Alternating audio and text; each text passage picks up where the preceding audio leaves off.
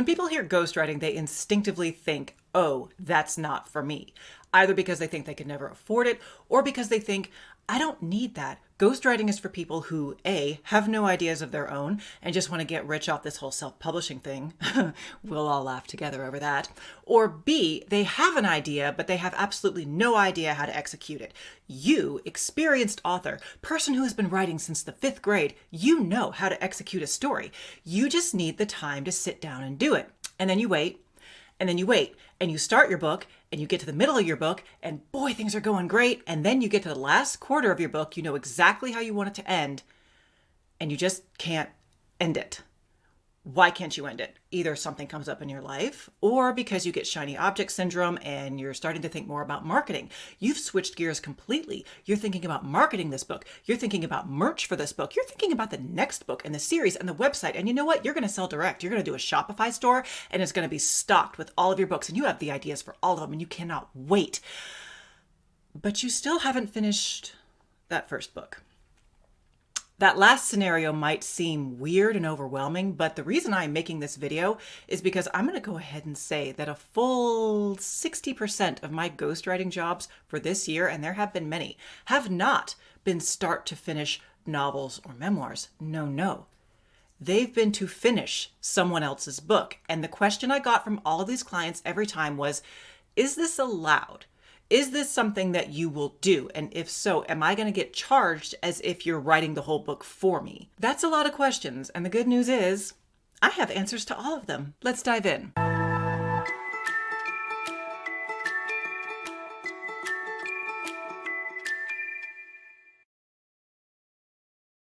Hello, shameless writers. I'm Kristen McTiernan, the nonsense-free editor, here for your somewhat regular dose of writing and publishing wisdom.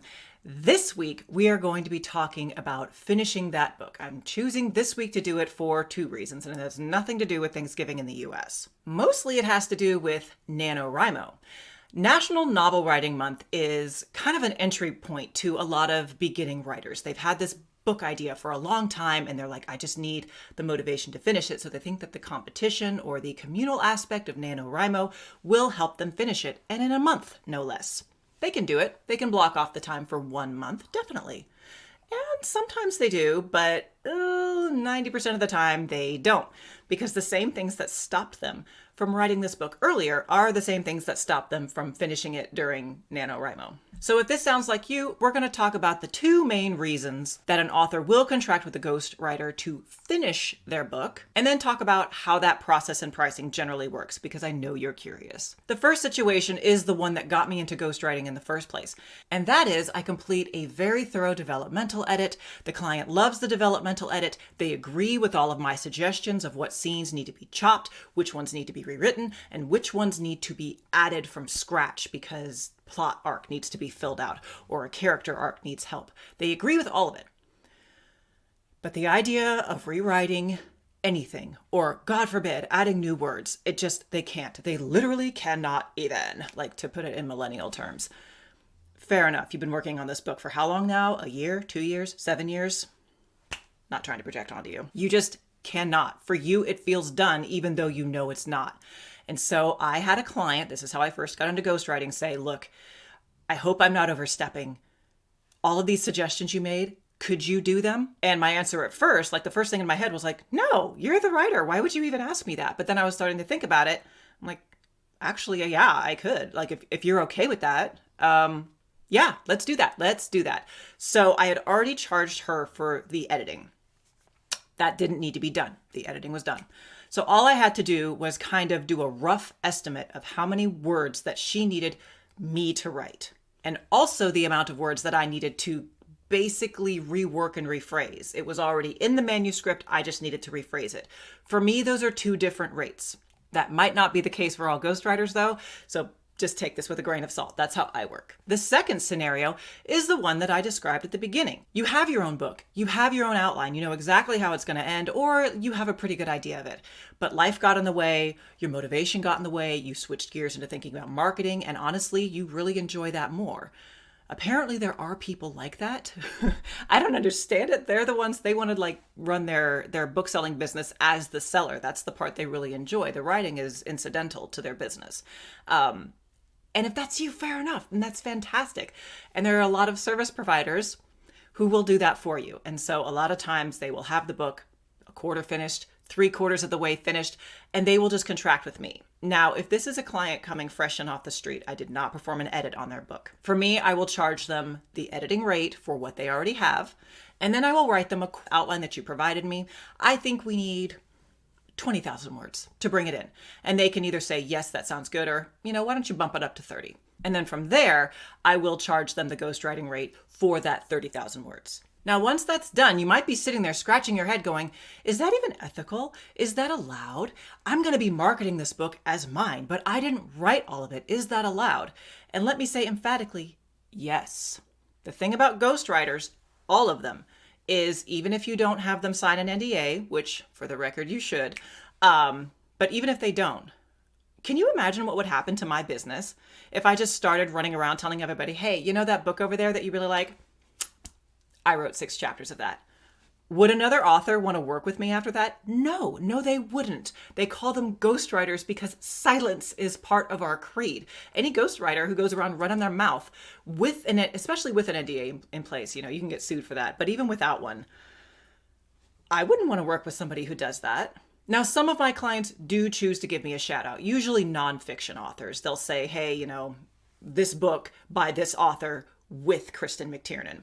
They do that because it doesn't harm them. Writing is not their business. They are not author. They are business owner. They are dog trainer. They are, pottery sculptor, whatever the hell they do. That's their business. And it doesn't hurt their reputation that they went with the ghostwriter. Fiction authors, however, never. I have never had one call me out, and none ever will be required to call me out. I don't even want anything in the thanks. This is your book. And the fact that you needed a little bit of help bringing it home so you can do your excellent indie pub marketing, so you can do your excellent Shopify store if you want to sell direct. That's fantastic. It is not unethical. You are not lying to your reader. This is your story. A ghostwriter never, hear me, never is the one to come up with the plot, ever. Because if they're coming up with the plot and then they're also writing it, that's not ghostwriting. That's just writing, right? So if you're thinking about, I could really use some help to finish this book, but you're getting a moral twinge, you do not need to. The biggest names in fiction use ghostwriters. Do you actually think R.L. Stine, blessings be upon him, produced all those books by himself? Come on now. In case I have any Zoomers in the audience, R.L. Stine is the prolific children's and young adult horror author from the 90s. And I think they've rebooted Goosebumps, so maybe you are aware of his name. James Patterson also famously used ghostwriters or writing partners. Jerk. And there have even been a lot of rumblings that Stephen King didn't write all of his books. As much as we would like to pretend that it is all art, and I can hear some of you art people screeching out there, it is also a business. We write books not only to share our stories and share morality and judgment and rich world building through narrative tales, we also want to earn money from our books. I have never met anybody who meant it, who said, I don't care if I make a dime off my books. There are people who mean this, I suppose, but if you put your book on Amazon and it costs money, you're a liar. Now, if you decide that you want to work with a ghostwriter, either for the whole book or for just part of a book, for a couple of chapters, one, you have to find a ghostwriter who is willing to work in part. Like some ghostwriters, if they're, on the higher end, some of them will not work with you if it's not a complete book because they don't need to. They have a waiting list a year long. They're just like, whatever, I'm not doing a chapter or two. Usually the lower level ghostwriters like myself, they will work with you for, 3,000 words, 10,000 words, that's fine. They're cool.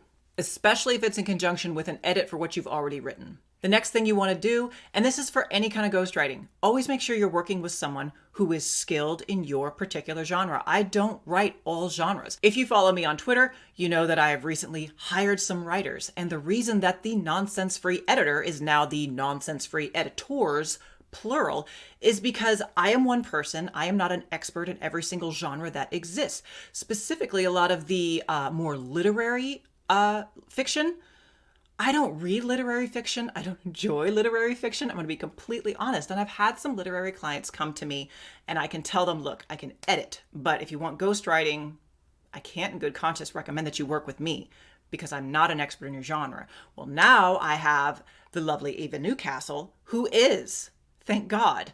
So if you're a literary fiction person and you want some ghostwriting, I have a guy for that. Guy, not really. If you're also into light novels, if you're into military sci-fi or any of those hard sci-fi books that, yeah, again, I read some hard sci-fi, but I'm mostly soft sci-fi.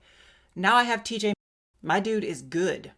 Thank you, TJ. Thank you for what you do. If you're YA, if you're middle grade, I have Tethys Maiden. I don't do YA. I mean, I have, but I edit it. I don't write it because I'm not an expert. Now I have Tethys. So now there are four of us who stand ready to help you, and we run the gamut. And the reason that I hired these people is specifically so I don't ever have to turn someone away and say, you know what? I am not the best writer for your genre. Now that's still true. I am not the best writer for all genres, but 9 times out of 10, now I have someone on staff who is. Go me. And go you, because you don't have to go back to the Google machine anymore. Lastly, as you hire your ghostwriter/editor, you want writing samples. Now, because we are ghostwriters, we can't say, oh, sure, I wrote XYZ book. Go look at it on Amazon. No, it's a secret. But what I do is I have a whole folder full of different genres worth of sample works. Okay, here's an introductory chapter from a fantasy book. Okay, well, here's the middle chapter of a business book. And here's this chapter over here of family drama. That way you can see how I write in different tones. Nobody's privacy is compromised. And also the authors whose anonymized work I use in my portfolio, they gave me permission. So it's fine. So it's not a complete list of all the works that I've done, but it is the ones where I've been given permission to do so. Your ghostwriter should always have a portfolio or a list of clients who are willing to provide a reference. In my case, I don't really do references because I have an enormous amount of reviews on Fiverr where I also contract services. So that kind of helps where I don't have to give out people's contact information. It's like the reviews are right there and they're verified. The only way you can leave a review on Fiverr is if you have received work from me. It's not like Amazon where any Joe Schmo can go to the website and be like, oh yes, 1 star for this book. Ew. And you know they didn't read it. Why is that allowed? Seriously. So to bring it all together, no, using a ghostwriter is not unethical. Yes, using a ghostwriter for a partial write or rewrite is perfectly great and also less expensive than having your whole book written from scratch. And if you want it done right, make sure that you vet your ghostwriter/editor so you can ensure that the final product is exactly what you want. If you're still debating on whether you need a ghostwriter or not, the good news is you probably don't. You just might need motivation. And if you need motivation, I'm happy to tell you that we do have a writer's critique group that has writing sprints. If you join, not only do you get to submit your work 2,000 words at a time for critique from our group of about, there's 23 of us, but I'd say about 12 of us are active in the group. Authors of all genres who give you feedback on your work, and just having that expectation of somebody waiting for you to post so they can read and critique your work, for me has been really motivating. We've also just added writing sprints. So all of those I don't have time to write excuses because it's not on the calendar, those are going out the window. I'm trying to increase my output for next year. The group has made a huge difference in my life. Link in description. So that's all I have for you today. Until next time, take care and write well.